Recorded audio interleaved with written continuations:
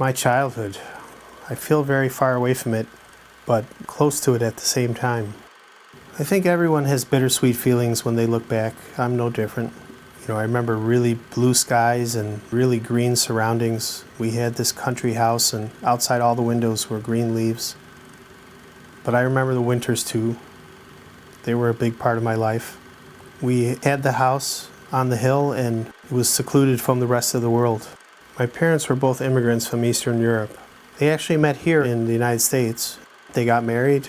They had 4 children. My sister Renata, then Richard, then me. And then when I was older, they had my youngest sister Larissa. They had come through World War II, but they made a new life here. They were happy here.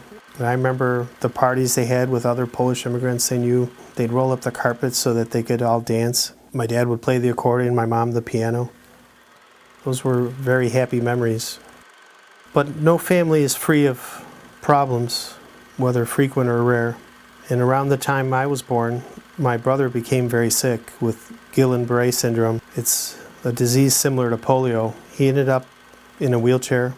He had some nerve damage so that his eyesight was a little affected, and he has a little bit of a speech impediment from that also. This illness was really hard on my parents, especially my mom. I think things were never really quite the same after that. So pushing my brother around in the wheelchair was a big part of my life. It was my job to get him on and off the bus most days. He had a special bus come and pick him up because he went to what at that time they called the School for the Handicapped. This was pretty difficult in winter, as you can imagine. Sometimes with 2 feet of snow, I'd rock him back on 2 wheels and he'd push with his arms and we'd do it together. Now my brother Richard was always very easygoing. He had the toughest setbacks of anyone. Never seemed to get him down. He ended up moving to Boston, Massachusetts. I remember one time I went to visit him as an adult. Got to his apartment and we chatted for a while, and then we were heading out. He was going to take me somewhere. And it's dawning on me what a job this was to live like that. I hadn't really thought about it before, just busy with my own life. So I said, Richard, when you first got to the city, weren't you scared?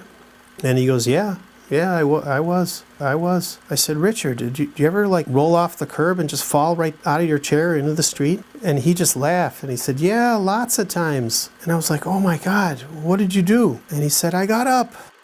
And that was such a metaphor of how to live your life and how to overcome difficulties. I never forgot that moment. So by the time I was in high school, my brother had gone. My sister Renata had moved away at 17. So I was, kind of on my own. I attended a wealthy suburban high school, and my family didn't have a lot of money, and I was the only first-generation American. So I never really felt like I fit in. I became kind of shy and introspective, and don't have a lot of great memories of that period of my life. When I went away to college, it was different. It was exhilarating. I had a completely fresh start. No one knew each other. Nobody had a past. I liked it a lot, so I almost never went home. Not on weekends, not on vacations. In fact, for 10 years, I hardly ever came home. Perhaps I was trying to escape my childhood like a lot of young people do. The 4 of us brothers and sisters were all separated for a while, as we started our lives in different places. Richard was in Boston. Renata left home early. She was gone for a long time. She was part of the very rebellious kind of late 60s generation, so there was always a lot of tension between her and my parents. So she left and also stayed away. We always loved each other, but we're actually closer now as adults than I think we were back then. The memories I have feel almost like a different world, like my life is separated into compartments. I don't dwell on childhood memories, but I don't avoid them either. When I drive up that hill to visit the house I grew up in, the memories all come back. But the years change and things are different. Where there once was a meadow, the trees have grown in.